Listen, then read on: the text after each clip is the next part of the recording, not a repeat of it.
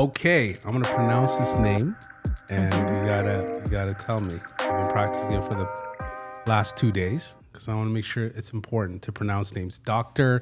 Marisa Marchionda. Perfect. Woohoo! Yeah. 2 days. I kid you not. I have the privilege of being one of your patients. You're an optometrist here in Grimsby. What I've taken to know is that anytime that I come see you, the love of what you do resonates with me. So I just want to start with that, where that came about. Obviously it's a big undertaking to become an eye doctor and everything else, but the love for it, where did it start? If you can start us with that, Marisa. That's nice of you to say, by the way. So thank you. My pleasure. Yeah. I think it's who you are, right? Like Yeah. I've always cared about people. So that's why this became what I wanted to do. I wanted to do something in healthcare, and then just being kind is just, I guess, normal practice. Right? Yeah. So But another thing is also is like you take me on the journey. Like some people, like when I go to a doctor, let's say it's a general doctor, it's really just here. But you take on the patient and you educate them along the way. That's the part that I appreciate. So if you want to take us back about how the education, where it started from, the education, where it all began for you, what kind of courses you took, how it led up to being, okay, you know what, I'm going to decide to be an optometrist. I'd love to hear that story. again, it's so nice you say all that, because I just feel like this is just normal and how I am. So I was raised in a very loving family, and I was always a student. I always loved academia and excelling and studying and what have you. So what started off as just being something in healthcare, something to help people, kind of just, I led down the path. And to be honest, it was actually just, I was in general science at school. I was at Waterloo, and I remember because it was after third year, and the applications for optometry were open, and I thought, oh, okay, do I just apply?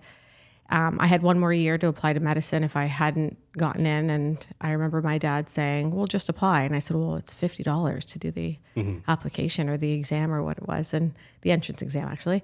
And my dad said, yeah, so just do it. And if it wasn't for that, I wouldn't have gotten in. So I actually got into optometry a year early. So I did my 3 years of undergrad for science, and then 4 years postdoc. It's a doctorate degree, so it's a 4-year program. It's different than medicine, but it is 4 years of eyes essentially. So I did it in 7 years, and so it was Dad that gave the push. I think it's just if it wasn't for the give it a try, you don't know what you've got to lose. And to be very honest, I'm very grateful to my parents for that, because had I listened to the admin offices who said, don't even bother applying until your 4th year, and don't even think about it unless you've got a 90% average.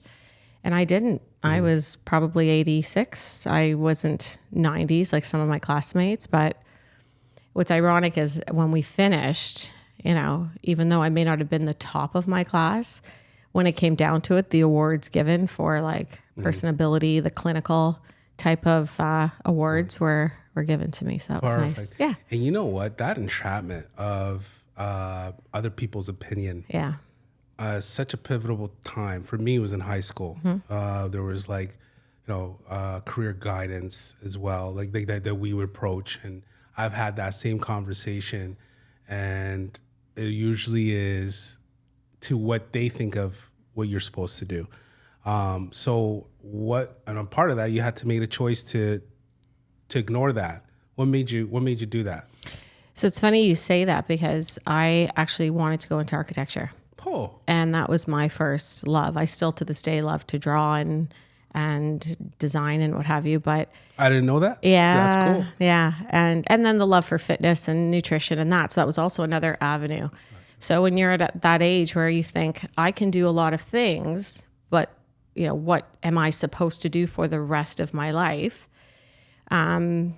I just, you start with one. And logically for me, it was making the decision for a career there where a robot will not take over for me. I don't like computers. So when things were starting to go to AutoCAD back in the day, I thought, well, I want to draw on paper. I don't want to draw with computers. So it's just almost a process of elimination. And then also realizing that just because this is my career and I do love it, it's not the only thing I do. I also, teach at the gym on the weekends. I also have a day of the week off that I like to do other things. So I think that's what keeps me grounded and loving what I do. I don't work 7 days a week because I don't think I'd be able to give to my patients the way I'd like to. So I know my limitations and being able to give them the best and of me anyways, right? Yeah. It's so a lot of people though, I feel like it's a challenge to not always know what the next step is. And it seems like you took a lot of chances. And as a business owner, as an entrepreneur, you had to make that decision. You had to make that push to say, hey, listen, I'm going to get my education down, become what I want to be. Where does the business background come from as well? But I feel like, you have a set of skills, right? A set of skills that transcends and, you see patients, you diagnose them, et cetera. But the business side of operating a clinic like yours, where did that come from you? What kind of experience did that help you in the future? I was raised in a family of entrepreneurs. My father's a small business owner. My brother is a small business owner. So it's all I've known. Right. But also I didn't think about that in the beginning. In the beginning, I just thought I needed to be best at my skill. So I would never, and I give credit to the people who open their own businesses right out of school. I just wasn't ready for that. I thought I wanted to perfect my skill. And right out of school, I had the opportunity and I went to work with surgeons. So I've done that in my background. Even in my residency, I was fortunate enough to work with very high skilled surgeons. And that is why I believe, correct me if I'm wrong, why you're so educated on everything that's happening and being able to explain it while you're doing your job. Yeah. So that's very helpful. And so you started with surgery, so you didn't come and open up a shop right away. Gosh, which is very key.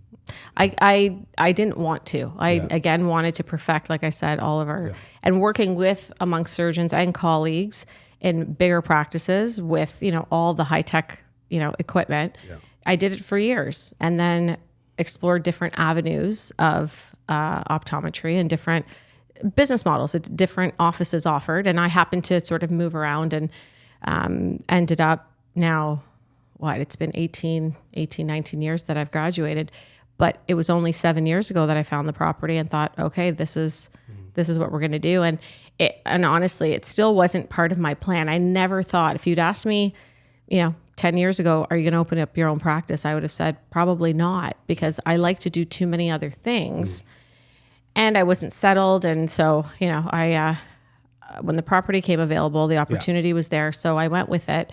And again, I guess it was a little bit of the confidence from my family, just, you can do this. Yeah. And when you perfect your skill in what I do, the business part of it, just for me was a bit more common sense. Right. And then getting a little bit from all the offices I worked at, I took bits of what I liked and what I didn't like, so that I created a space that I think is, I hope anyways, that it's a little different than what other people experience with their own. Yeah. Right. With Moda Eye Care, right? Obviously patient care is the forefront. I've been there, and I can attest to that. But I love the fact that also you have incorporated a studio, an eyewear studio, almost like as of a shop, which is very cool, because I can go there, get my eye checked and everything else, but then right there and there you have service to show all the new style or whatever it is. Because I think that's a great business model, because then you're not running around from place to place. Tell me how that has worked for your business, and is that something that's usual in that business model? Like, do you have a storefront with a patient care? Most optometry does. We do have that sort of the two sides of it, but deciding the avenue you want to go into and if it will be more of a multi-doctor practice versus so I've chosen to do more of a boutique style office.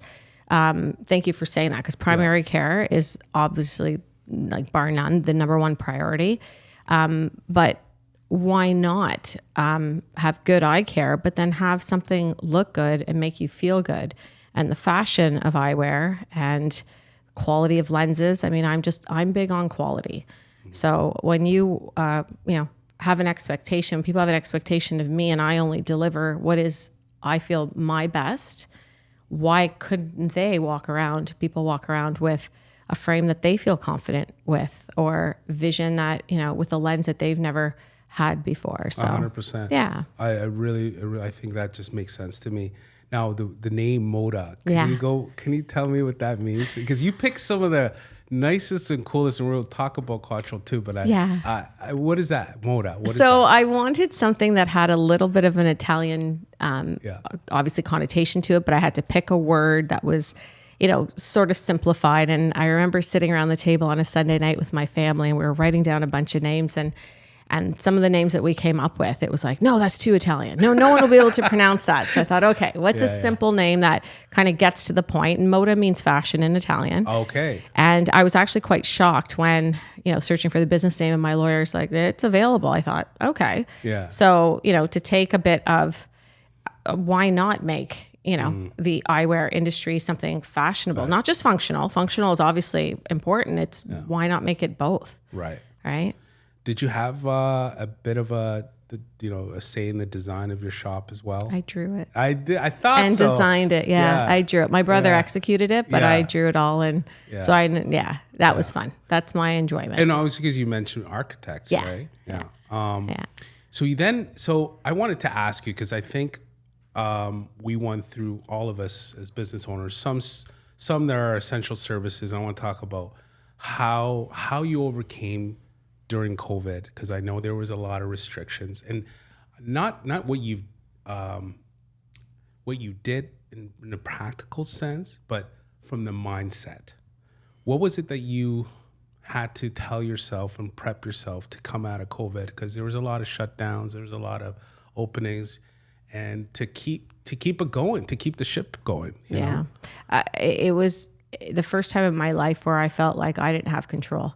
And I didn't do anything wrong. And obviously no one did. It's just, this is what it was. And I was sort of envious of the people that were in corporate and weren't self-employed. And I thought, you get to keep working and I don't. And that's not fair, So, which is natural. Oh, it was an awful few months. Yeah. I think everyone was closed there in the beginning for those 3 months. So coming back in was I felt like I had a piece of me back.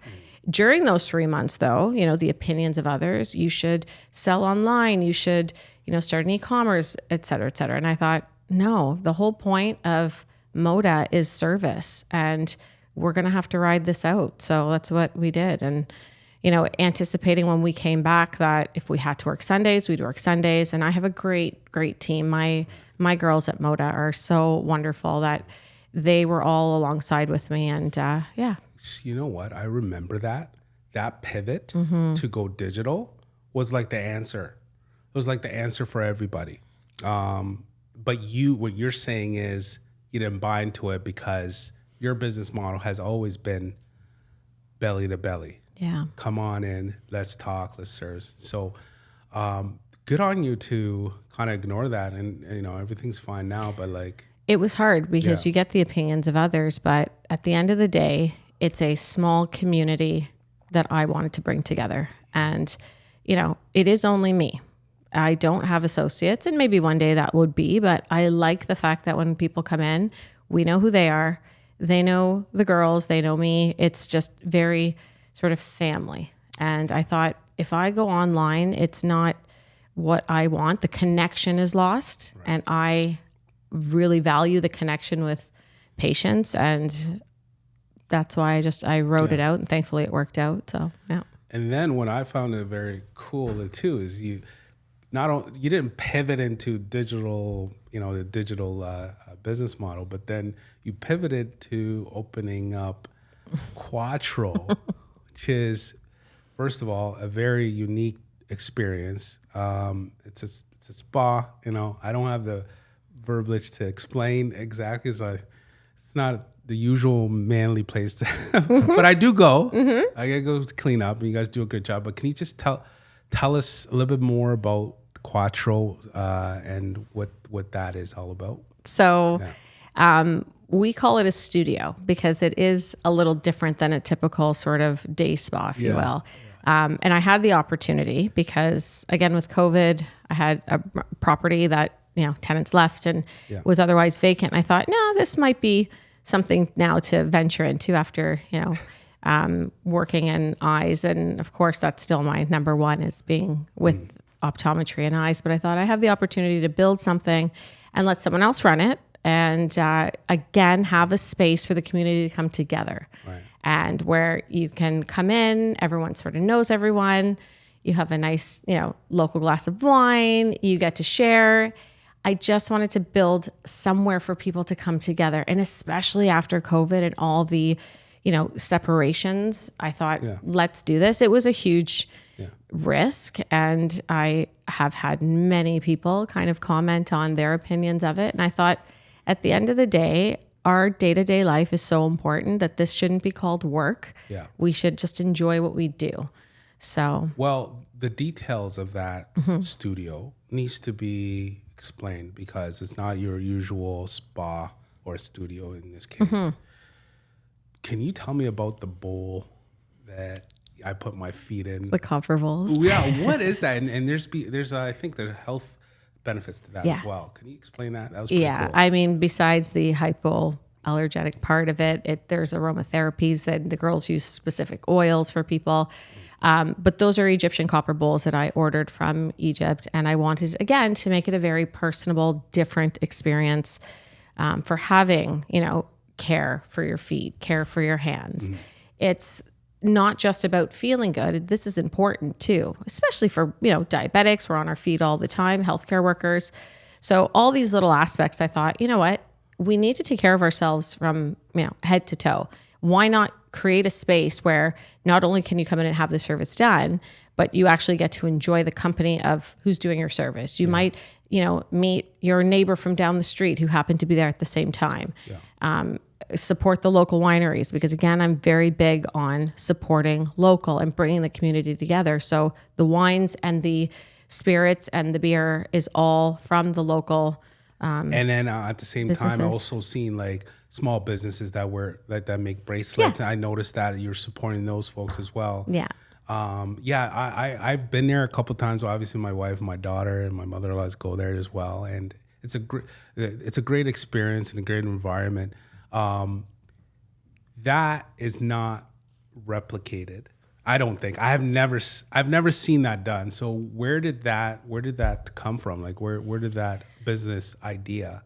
Honestly, I wanted to create a space that, exists outside of the area, right? They are in the there's outside of Little Grimsby. Yeah, Ontario. outside of Little Grimsby, these sort of business models exist. I just wanted to, instead of driving to Oakville or Niagara Falls, I wanted to create a space that was, obviously more local, bring community together, and selfishly create something that I knew I would want to exist. I would like to have a facial or my nails done and have a little, glass of wine if need be. Bring a friend, bring a partner so we can actually enjoy a good hour together without it being, too intrusive or just very open and fun and happy. Yeah.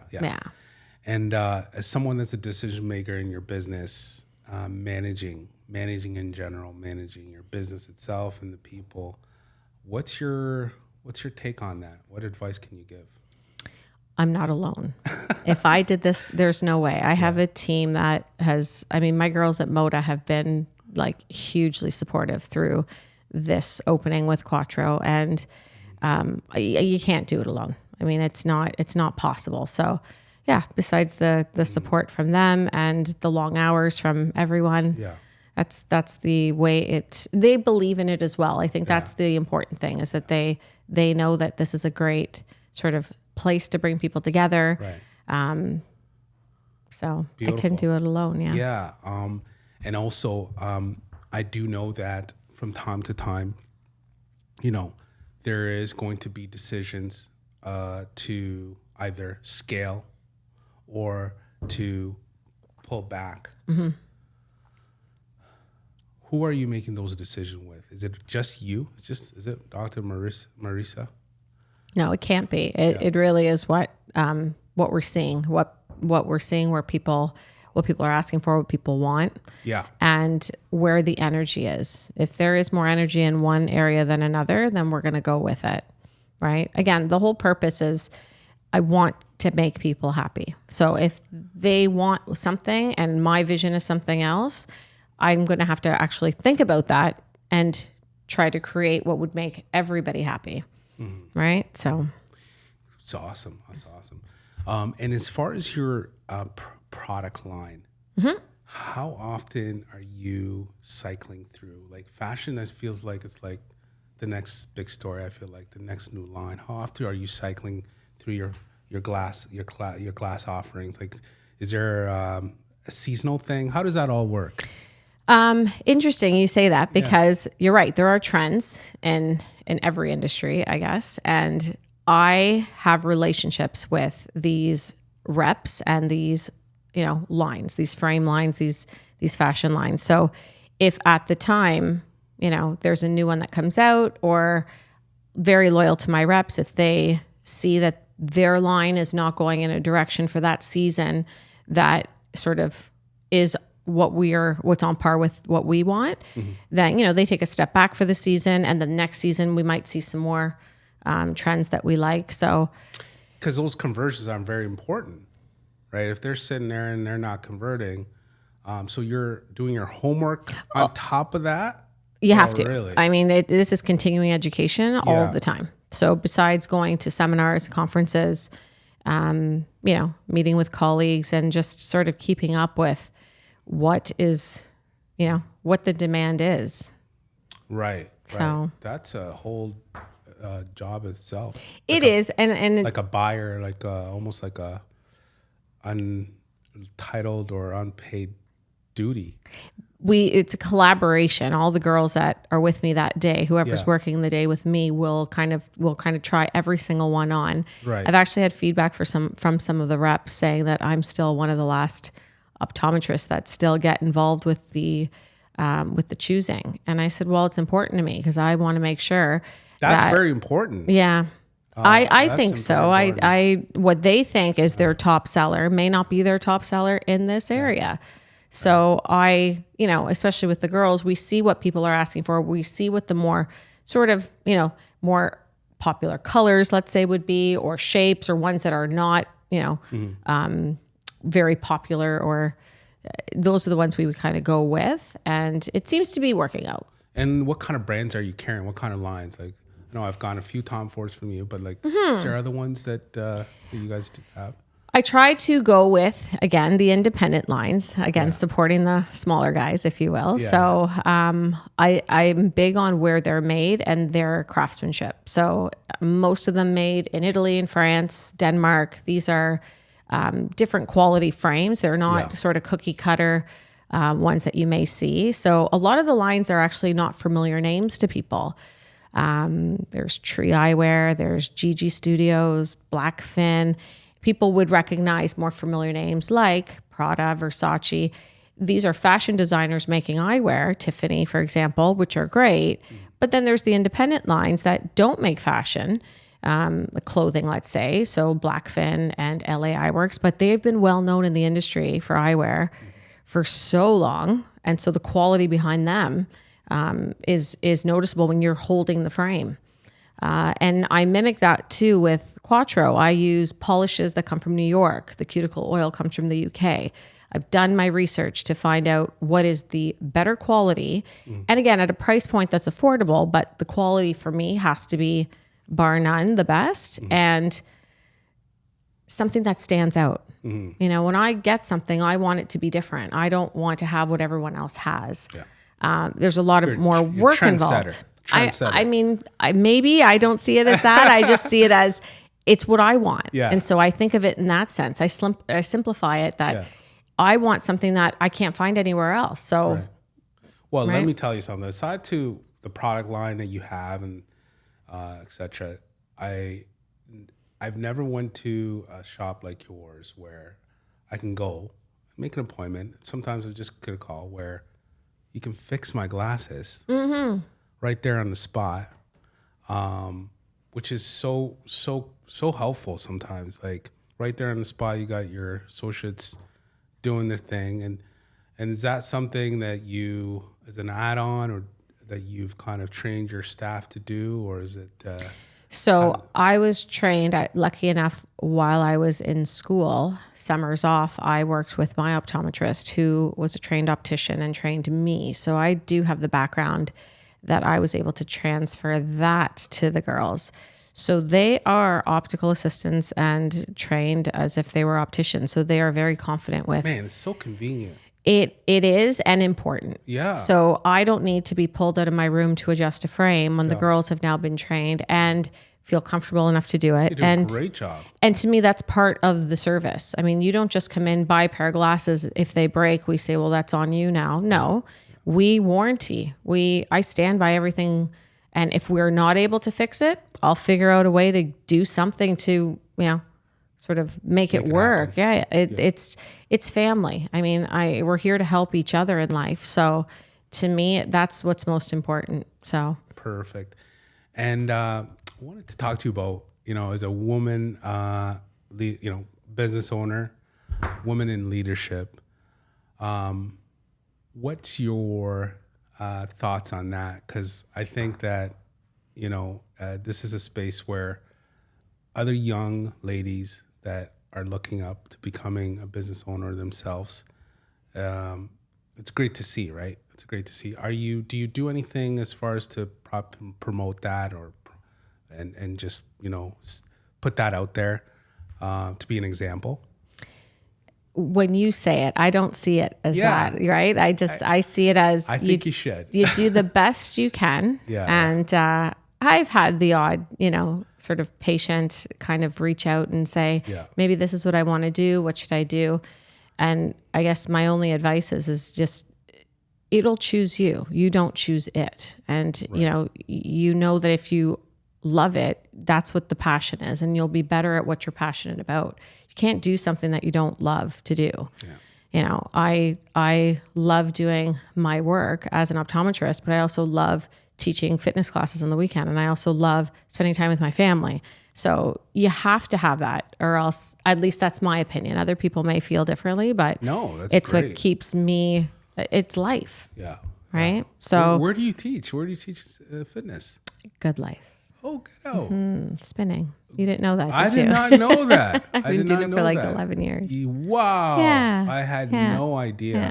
Man, I don't know how you guys do it, but how do you, the seating? That's what I want to do. Spinning. I want to try it out, but I just can't sit on there. Yeah. You get conditioned. You get conditioned. Yeah. You get conditioned. So, but that's where it is. I don't see myself as anything but. So here's the alternative. What would I do? I've never really worked for someone, right? So to me, I, again, want to create what I want to exist. So the only way I can do it is if I do it myself. Could I do it right off the bat? Of course not. I had to become, again, good at my trade. Yeah. And in doing that, I learned from the best. And being under certain people and certain surgeons, it was, a blessing to me. I'm very grateful for that. It's the only reason I could do, I think, what I'm doing now, and be able to branch out and think outside the box for other things, right? Right. Other businesses. You mentioned architect. Mm-hmm. Is there something you want to do in that field? I just can't. You know what? I have a friend who is an architect, and just sitting alongside him when he's playing with the AutoCAD, I don't like the idea of computers. I never have. If I sit with a drafting board, I mean, I was 13 years old. My father bought me a drafting board. Yeah. I mean, what 13-year-old is excited about that? But that was what I loved to do. Yeah, I Right? remember AutoCAD in grade 12, maybe 9, somewhere in high school. And for me, that's when it started to become AutoCAD, and I was just turned off to it. And It was, it's a pretty it's a difficult skill set to just But I still draw. I still draw for my own pleasure. I drew my house. I drew the offices. I love designing. My brother, like I said, is a small builder. So, I mean, him and he's got the sense. He doesn't need me, but I mean, we kind of chat and collaborate, and it's nice to be able to still do it. Yeah, it's nice to be able to do it, but just not as a career. Right. Right. So. Right. No, I mean, even did you do Quattro as well? Did you design Quattro? Yeah, Quattro, I did. For that amount of space, man, you've done a good job of making it work, honestly. It feels like I wanted it to be different than Moda, in the sense that I wanted Quattro to be more urbanized, more more masculine, so that men don't come in thinking, oh, this is a very pink and frilly kind of place. No, this is called care. It's self-care. And some of it is just, it's mental self-care, right? I mean, although you're getting, hands, skin, feet, but really mentally. But that's part of it, right? Yeah. That's part of it. And, my guest that I had before this, we were talking about mental health. And as a business owner, I think, we are bipolar, but automatic, just because there's so much things flying at each other, at us. How do you in your approach deal with problems, and is there a certain approach, and are you the type of person that goes in and fixes it right, or do you take a step back, look at it from a purview, just a little step, 100% step back, 100%. You have to. You can't react. You absolutely can't react as many times as you want to. You just have to, I bite my tongue, walk away, kind of sit with your thoughts. Musa. Yeah. And then again, like I said, the help of others, right? Yeah. Like I very much am not the one who says I figured this all out on my own. Absolutely not. It's brainstorming. It's other perspectives, right? I may have my idea in my mind, but a whole other perspective may pivot me to a totally different direction, what happens to be the better way to go or what have you, right? So I've grown to learn to do that. I'm the type of guy that just goes boom, especially in my business. It's if things are going sideways, if you're not all over it, oh my goodness, it can get worse, right? And dealing with customers in general, is a customer always right? No, but you gotta, it's the approach. It's the delivery and the approach, and figuring out how to rectify the situation with, it not escalating, them not getting angry. It's just, I find most people are reasonable once you start kind of rationalizing, and, if they're just, in a mood and they're taking it out on your staff, that happens a lot. And then just kind of getting to the level of, let's talk about this, let's figure it out. And then usually people are pretty reasonable. And that's it. I think de-escalating and in professionalism, you have to, in my opinion, you have to do whatever you can to be as professional as possible. And one thing it is that clients or customers are always looking at effort to fix whatever the problem is. And usually they are reasonable, I mean, that's the whole thing, is that if you care enough to want to help what's happening, which we always do, then, we will figure out a way. So that's pretty cool. That's awesome. I wanted to cover that and pretty much, I think, you're doing a great job in my opinion. And I think that we are, as business owners, finding ways to, develop more business and things like that. How much of time does it take? How much time does it take for you to be proactive in the way of developing more business or expanding your business? Are you into 3 months from now? Do you have a plan? 6 months from now, or how do you approach that? Every day. I'm thinking every day. I'm thinking all throughout the day. It never stops. And that's interesting you say that, because again, working in a different type of field, corporate, say, for example, where when you're done at 5:00 on Friday, you're done. And I don't know what that's like. I'm answering emails at 11 p.m. on a Sunday. I have, people that have sent me a text, my, kids got pink eye. Can you do something for me now? Sure. I may get, feedback from other people saying, well, you need to make boundaries. I don't, because again, that's where for me, this is life. Mm-hmm. Life happens. If I can help somebody and it takes a few minutes of my time here or there, then I would rather do that. And it's nice. It's always appreciated, but I feel like it's important for me to be able to offer that to people. Is it also the fact that maybe creativity could also be, or being active is a bit addictive as well?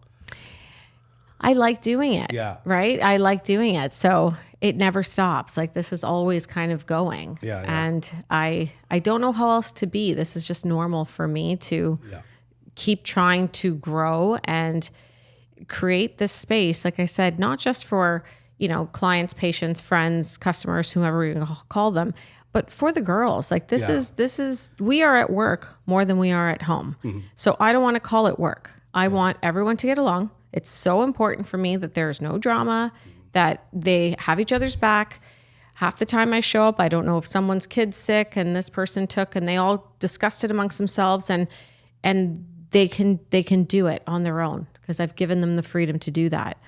I have to say, I'm happy that I offer that to the girls. I don't, when sometimes there's jokes that, the boss is coming around, I'm like, I'm actually not the boss. You guys are. If it wasn't for them, I wouldn't be able to do what I'm doing without their support. So, Moda is amazing. Quattro is there and growing because it's a newer business. So that's what I'm trying to obviously establish with that too, to keep, the family, quote unquote, together. Right. So, and that's just it. And you know what? Having that is so essential for the success. And I wanted to thank you for coming on. And if people wanted to reach you, how do they get in contact? Maybe drop an address here where your shops are. They're back to back. They're side by side. Side by side. Yeah. 530 North Service Road. Yeah. Right off of Casablanca. It's on the water side of the highway. You can see it just driving past the QE. Moda, Optometry and Eyewear is the optical, and then Quattro. And by the way, Quattro was named after my 4 nieces and nephew. Oh. As they are the kids that are my future and will take everything from me. Cool. Yeah. So again, an Italian, an Italian word, but meaningful, simplified, and that's so awesome. Yeah. Yeah. That's so awesome. Well, thank you, Marisa. Thanks for having me. My pleasure.